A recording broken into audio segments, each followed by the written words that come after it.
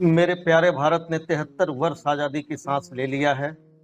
इस अवसर पर मैं मूल्यांकन करना चाहता हूं कि क्या पाया, क्या खोया। यानी हमने कितना कुछ कर लिया है और क्या करना बाकी रह गया है। मैं अपनी बात थोड़ा पीछे से शुरू करता हूं। 31 दिसंबर 1929 को रावी नदी के तट पर कांग्रेस अध्यक्ष जवाहरलाल नेहरू ने भारत का झंडा फहराया था और घोषणा की थी कि पूर्ण स्वराज ही हमारे आंदोलन का उद्देश्य होगा। 26 जनवरी 1930 को भारतीय राष्ट्रीय कांग्रेस ने भी प्रस्ताव पारित किया कि पूर्ण स्वराज ही हमारे संघर्ष का मकसद होगा। आजादी के साथ यह मकसद पूरा हुआ।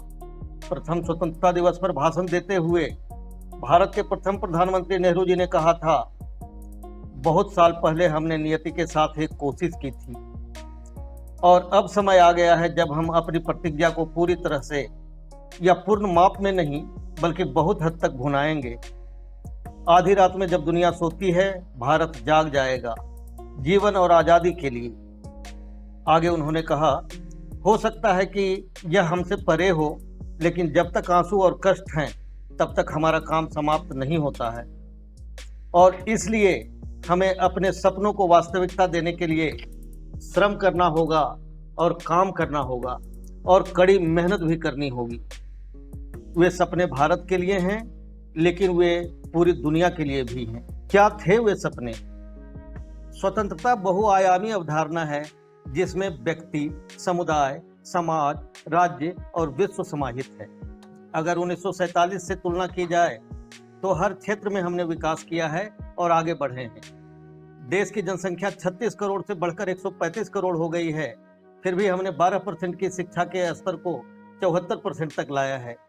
स्वतंत्र भारत की सबसे बड़ी उपलब्धि है आत्मसम्मान, हमारा खुद का संविधान, गरिमापूर्ण राज्य की छवि। लोकतंत्र का शाब्दिक अर्थ लोगों का तंत्र, जनता का तंत्र या प्रजातंत्र।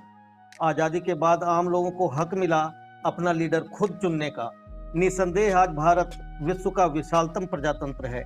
महिलाओं को आजादी में स्थान मिलता गया और अब तो महिलाएं पंचायती राज से लेकर राष्ट्रपति के पद तक जा पहुंची हैं। उद्योग के क्षेत्र का अवलोकन करें तो स्टील, एल्यूमिनियम, सीमेंट, फर्टिलाइजर, कोयला, दूध, दाल, शक्कर, कॉटन, इन सभी उत्पादन क्षेत्रों में भारत ने बहुत तरक्की की है। सरकारी उपक्रमों के अलावा टाटा और रिलायंस जैसे उद्योग घराने हैं जो विश्व स्तरीय हैं, जिन पर भारतीय गर्व कर सकते हैं। आम आदमी का जीवन स्तर ऊपर उठा है।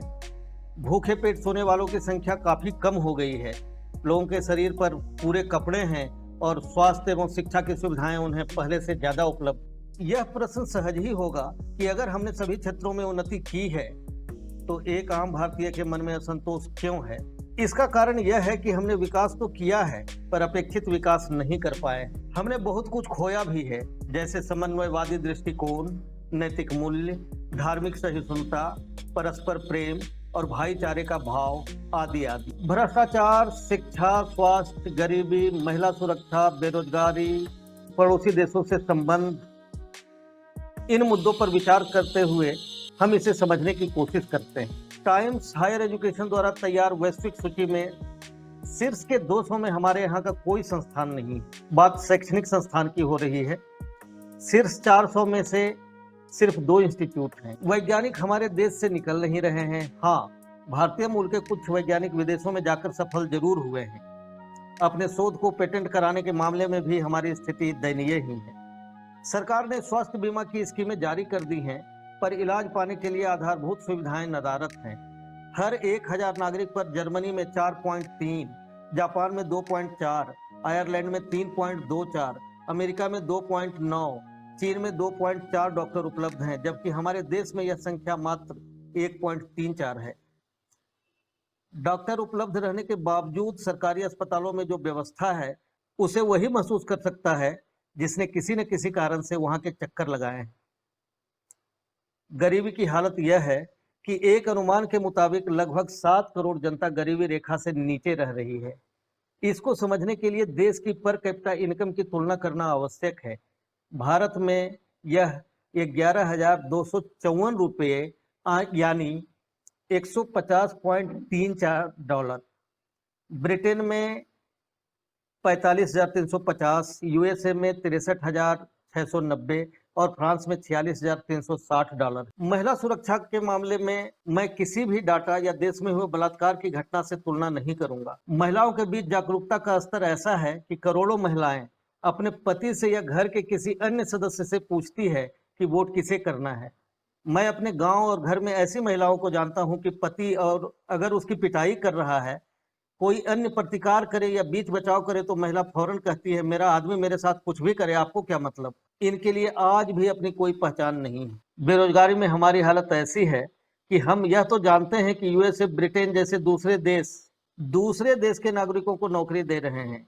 जापान में बेरोजगारों की संख्या 15,000 है, पर हमारे यहाँ के 11% लोग यानी लगभग 22 से 24 करोड़ लोगों के पास रोजगार नहीं है। यही बात आम जनता को सबसे ज्यादा आक्रोशित करती है। यह हमारी विदेश नीति की विफलता है कि सभी पड़ोसी देशों नेपाल, भूटान, वर्मा, बांग्लादेश, श्रीलंका, चीन, पाकिस्तान से हमारे संबंध खराब हैं।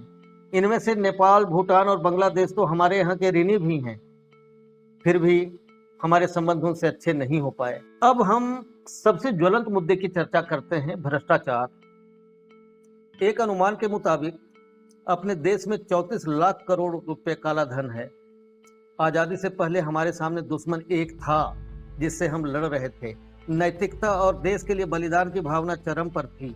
आजाद होते ही लगता है कि हमने उस त्याग की कीमत वसूलनी शुरू कर दी। पर इसके लिए मैं किसी एक व्यक्ति, नेता, पार्टी या संस्था को जिम्मेदार नहीं मानता। नेता, अफसर, मुलाजिम सभी हमारे समाज के लोग हैं।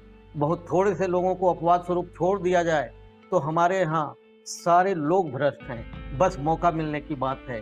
बहुत ही कम लोग ऐसे हैं जो अपने आदर्श को जीवित रखते हुए न ही प्रलोभन देते हैं न ही स्वीकार करते हैं। देशभक्ति के नारे लगाने, स्वदेशी का उद्घोष करने, तिरंगा लहराने से ही कोई राष्ट्रभक्त नहीं हो जाता।